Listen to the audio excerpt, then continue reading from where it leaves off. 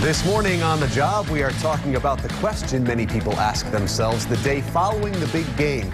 To work or not to work? The answer is work, you bunch of deadbeats. Here to discuss the game and its impact on the workplace is our friend Rebecca Risk, Metro Market Manager for Office Team and Robert Half in Providence. Good morning, Rebecca. Morning. Welcome back. Thank you. You know, I joke around about this, but work is such an important thing to me, and I always feel that you got to be there doing your job. People are counting on you, but for so many people out there, the notion of maybe being sick the day after the big game is something that crosses their mind. So are you seeing this more often, and why do you think we are seeing? I have an idea, but technically speaking, what do you think it's all about? We're definitely seeing it more often. Right. I think there's a lot of reasons. I think the Super Bowl is huge. Everyone celebrates, especially here.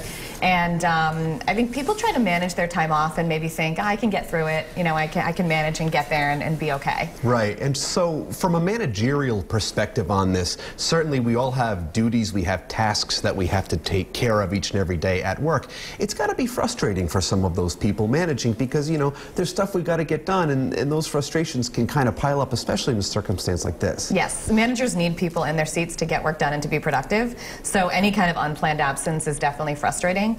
And I think an unplanned absence that probably could have been planned is even more frustrating. Right, because okay, I got to have you here. There's a reason we're all counting on you, and we're a team in essence. We just watched some teams last night, but we got to do our part. Exactly. And let's talk about the numbers kind of rising here from 17 to 18. Certainly we'll know this year soon what the numbers are, but we're seeing that increase in this happening, aren't we? A pretty significant increase. I think the number went from in 2016 or 17 to 41% of people either had called in sick or knew someone that did to 54%.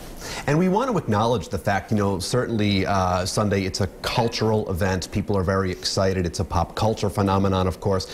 How can we acknowledge a big-time event happening within the workplace? I mean, certainly we're all Pats fans around here. It's okay to acknowledge it in our own way, though. Absolutely, and there's a lot of great ways to do it. A lot of companies will offer like a healthy competition, for people that want to participate, or do like a luncheon either before the game or to celebrate a win, or encourage people to wear jerseys to kind of get into team spirit. Right. One thing that I point out is that I think it's important to kind of set the tone for those types of things so people can behave and act accordingly. Perhaps I'll wear some bigger shoulder pads tomorrow around the office. You never know. But let's talk about the notion of maybe making Monday a national holiday. This is something that's been floated around for a while now. I really don't see it happening within my lifetime, but you never know. Stranger things have happened. You never know. I mean, the Super Bowl is a huge thing. Everybody loves a holiday.